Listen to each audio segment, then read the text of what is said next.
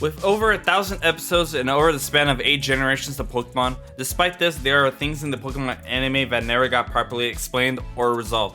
In this video, we're going to explain these unanswered questions and see what we know so far. In the iconic first opening of Pokemon, we see many key visuals, but one thing that always pointed out to me is this girl. Was this girl supposed to be someone important in the anime, or maybe a potential love interest? Before we see her, we would see a fully evolved form of all the starter Pokemon, then Ash, then this girl, and then Pikachu running underneath her skirt and Pikachu appearing. The lyric that plays in this opening is "Our heart so true." If you look at the Japanese opening though, we see this scene in the beginning of the song, followed by a girl's scream, probably reacting to Pikachu going underneath her skirt. But if you look deeper into it, if you look at the English translation of the Japanese lyrics, it reads, "Through the fire and water and the grass and in the forest, my best effort I'll exert, also deep inside the ground and way high up above the clouds and even under the girl's skirt." Weird choice of a lyric, but now this lyric does explain why the action taking place happened. And after watching every episode of the Indigo League, I did not see any character that resembled her. Why would they include this girl? Maybe one day we'll actually know, but for now, it's still a mystery to us. Before we proceed, why not subscribe to the channel? It's a free way to support me and my videos. I post a lot of interesting Pokemon videos as well as other gaming content that you might enjoy. Now, let's get back into the video. The GS ball is a mysterious ball with the GS inscribed onto it, probably referring to the gold and silver, and the Pokeball itself is half gold, half silver. During the Orange Island arc, Professor Ivy is the first to acquire the Pokeball, and eventually Professor Oak examined it with no luck, and finally it was handed to Kurt, who was a Pokeball researcher, but after that we would never hear about it ever again. According to an interview with Matsumitsu Hidaka, who directed the Pokemon anime during that time, said that the GS ball was supposed to contain Celebi and was going to start in a major arc in the Johto storyline. But unfortunately this never happened, and hoped the viewers would simply forget that the ball ever existed since it was left with Kurt. All because they decided to use Celebi in the 4th Pokemon movie, Pokemon Forever. Something confusing to me watching the Pokemon anime as a kid is how Ash suddenly had a Tauros all of a sudden, and to be precise, 30 of them. The English version of the Pokemon anime had a lot of things wrong with it, with misplaced episodes like the Snowstorm episode showing a Charmander instead of Charizard since the episode came out after Charizard evolved. They also had many banned episodes of the Pokemon anime, including the one where Ash does Catches Taurus in the Safari Zone, which is episode 35. The episode was banned because of the use of guns, but they could have easily just replaced the gun with something else like they did with the other things in the anime.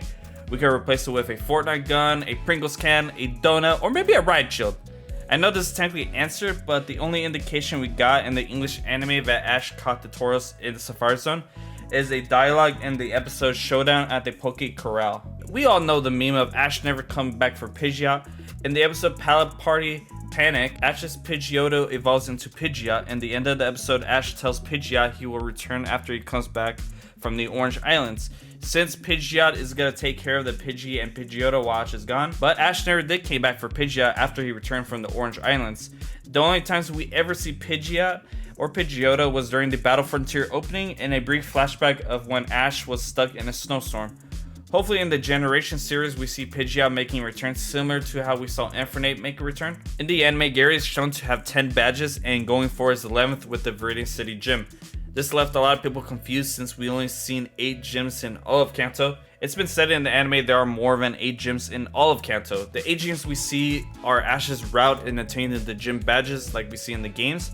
We have seen this in recent Pokemon games like Pokemon Sword and Shield, as well as Pokemon Black and White, when there's also different badges to get. If we see this picture, we see a Boulder, Cascade, Rainbow, and Volcano badge.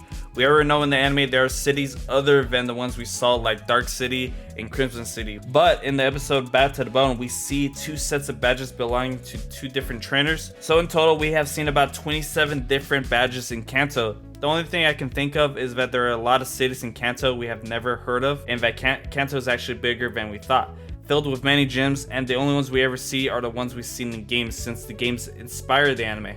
Finally, the last question. Who is Ash's father? Is it Professor Oak? Is it Giovanni? Or is it Mr. Mime?